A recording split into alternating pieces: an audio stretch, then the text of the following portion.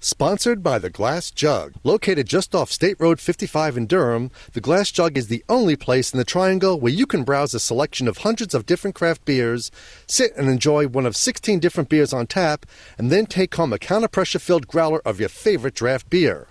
Their growler filling technology ensures beer freshness and carbonation for much longer than growlers filled from the tap.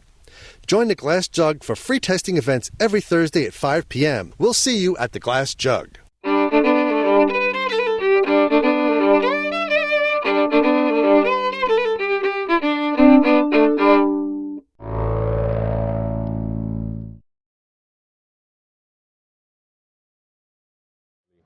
And a bit of advice, you never want to be the first one. You always want somebody else to fight it. But thank God somebody is the first one. Because we wouldn't be here without you, but you're right, that's not the one to be if you want to be in some ways successful in that. And the other thing is, I was never any good at school because I never did homework. And that really went through my whole life. And if I would have ever researched brewing before we opened the brewery, I would have never done it. Because I would have found out what ABC was, and it was illegal, I would have never bought the brewery. Don't start shipping that brewery to me because I can't do it here. Exactly, and the same is true with local food. If I would have ever known what I was getting into, I would have never tried it. If I would have researched it, and you know that you get involved with FDA and USDA, FSIS, and all this good stuff, I would have never done it ever. So you know, sometimes not doing your homework is probably the only way to get things changed. The only way to get done. That's right. So at some point we started seeing the Weeping Radish product distributed off the island, obviously. Yes, we started, again, we made a huge mistake. We didn't do six-packs, which is what we should have done. I didn't do six-packs for environmental reasons. And again, that's stupid. And there was some issue with quality of cans early on. Cans, there was no way of doing cans. I mean, there's just no way. You couldn't do cans unless you buy a gazillion-dollar canning line. I mean, there was no canning line available. Right. But we wanted to do the environmentally correct thing because a six-pack is environmentally not very sensitive. You use way too much glass, way too much print. Whereas all we had is with 22 ounce, we had one bottle. And a 22-ounce bottle needs a lot less glass than a 12-ounce bottle per ounce of beer. Okay. And of course, we needed way less print because we had one case for the entire brewery, and all we needed was 13 labels per case, 12 for the bottles, 1 for the case. And if you couldn't figure out what's in that case, it's your own fault. That's your problem. So we did that, and we thought that was in the early 90s, and we thought microbrewing might go that way. Let the big boys do the six-packs and the micros. And you do the bombers. Do the bombers. Right. And that was a mistake. It didn't happen. Microbrewing completely went to the six-pack route. And the 22-ounce were basically falling way behind, so we bet on the wrong horse. Again, for environmental reasons, what we did it for. And don't do things for environmental reasons. Do it for the marketplace, because I have spent more time, fighting. Undoing the right decision. Yes, right. yes. So, just because you're doing something for the environment doesn't mean it makes any sense. And in more recent years, last couple, we've had a harder time getting the beer outside of local here to you. We've now looked at this market and decided we're going to completely try something different again. And if we are serious about local, we need to be serious about local. If you buy our beer in Raleigh and in Greensboro and in Roanoke, Virginia, you aren't local. And so we turned this thing around now, and we've given up all distribution, and no more, and gone to nothing but local distribution. If you can't handle it, you can't get to them in a couple hours, you don't mess with it. We're not going to do it. And of course, we had inquiries from restaurants wanting to buy our sausages and our cooked and smoked products, and that was an added incentive to get in the door and say, how about taking some of our beer at the same time? That's exactly right. So that's, as of January this year, this is our big year for Switch.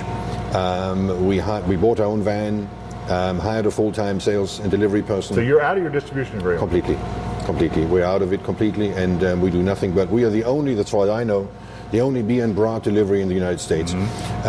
So that's our efficiency. And again, somebody said to me, that's illegal. And I said, well, I'm not even going to ask. Why should it be illegal? I'm not going to start all over again. Right. We're just going to do it. And so far, so good.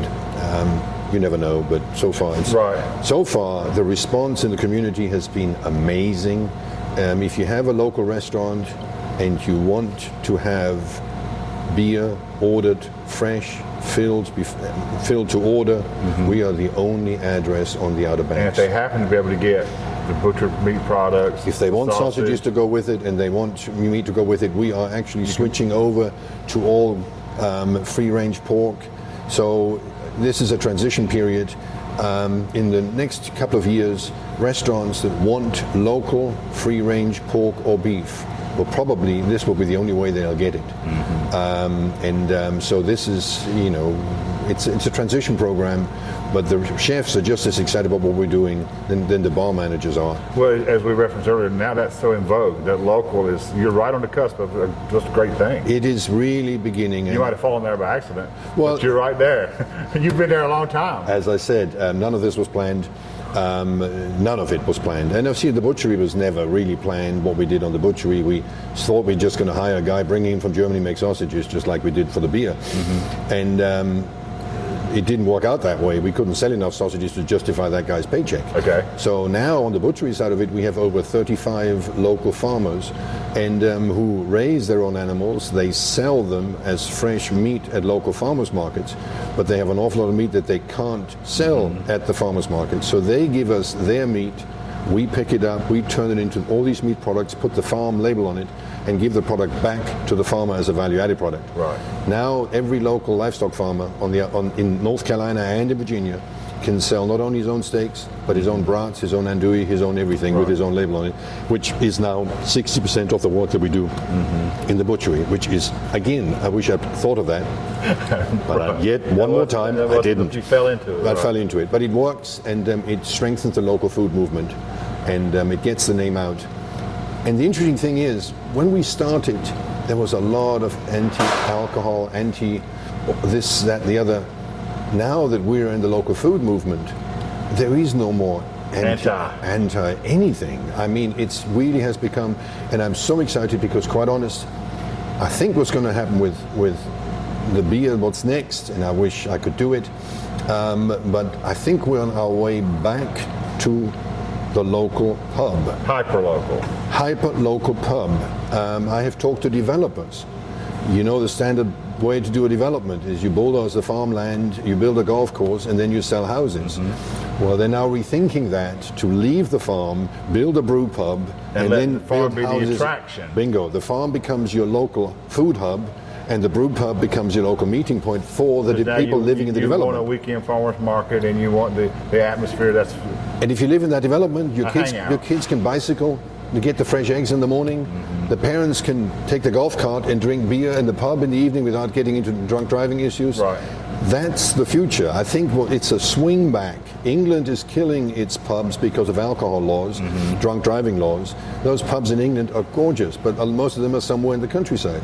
Well, you can't drink and drive anymore, so they have a hell of a tough time to survive. Right. We are bringing them back in downtown development.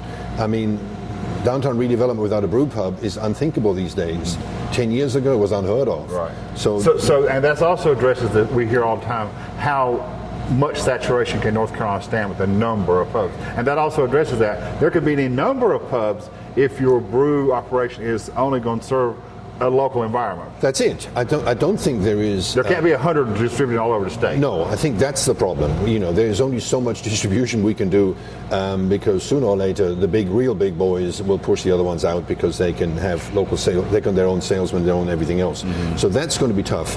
But the local brew pub, as part of a community, I think that's where the future is going to be. That's what people want to be. We want to meet again in a community, and meeting in a parking lot with Pepsi is not quite the same as having a local brew pub. That's right. I mean, I was raised in England for years, and you met everybody in the pub. That was the community center. That was the community center. If it wasn't the church.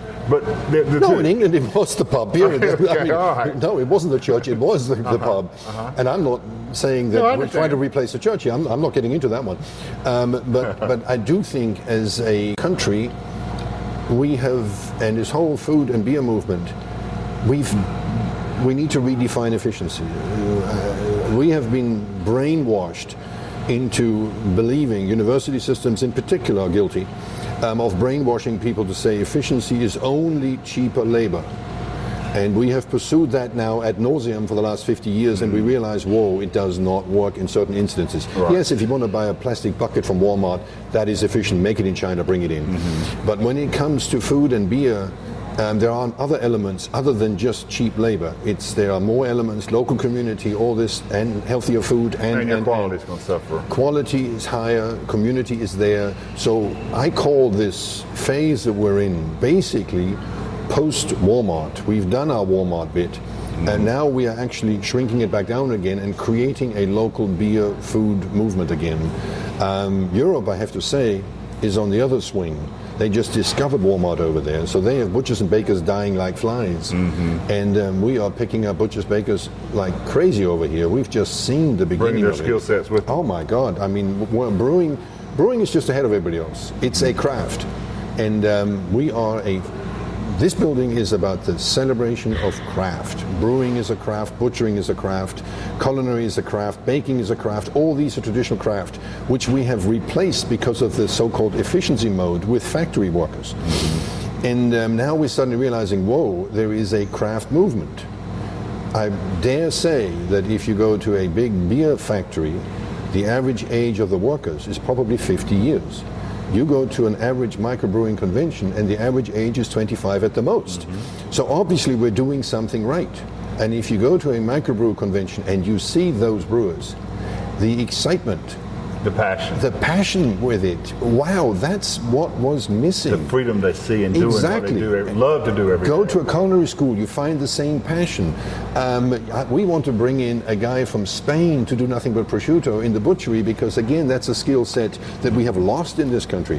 And baking and on and on and on and on, distilling, all these There's just crafts no are coming end back. to it. This is about the celebration of craft. That's what this is all about. We could talk all day. I know, I'm love sorry. this. We're coming up on 30. You talk about beer. We're coming up on 30 years. Right. Yes. We're going to do something special for 30th anniversary. We certainly are. Our 30th birthday is July 4th of next year, and we are already working on our 30th celebration beer, and we're going to have it available probably at the beginning of next year already. Do we know you're ready to talk about what it's going to be? Or No, not quite. Not quite. That's Just Nick's. A special 30th That's anniversary. Nick's secret. Nick is our brewer. Nick and Corey, our two brewers we have here, and they are awesome. And they are in the witch kitchen, and they are working on recipes and thinking about it. And then I have a wonderful lady who does all our labels, and she is working she's in a different kitchen working on labels. So it's going to come. Thanks so much again. Not at all. Thanks so much. Pleasure. So you heard it here first. When you don't wait till next year to come, check out when you're on the Outer Banks, the Weeping Radish products. But for sure next year, make an effort to get down and help Mr. Uli celebrate his 30 years of craft beer. And again, thank him for where he's brought craft beer in North Carolina. For Dave and Glenn, this is the NC Beer Guys with another episode of NC Beer Buzz, reminding you to drink local and keep your beer dollars in North Carolina.